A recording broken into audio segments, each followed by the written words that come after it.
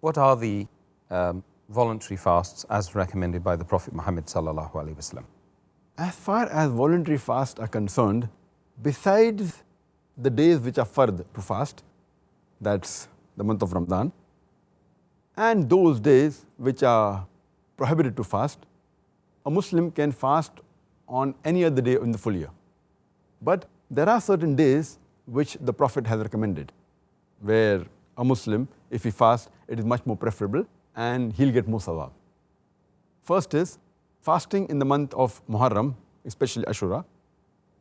Number 2 is fasting on the day of Arafah.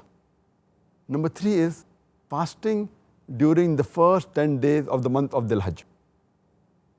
Number 4, fasting in the month of Shawwal. Number 5 is fasting in the month of Shaban. Number 6 is fasting during the forbidden months, Ashurul Hurum, the forbidden months.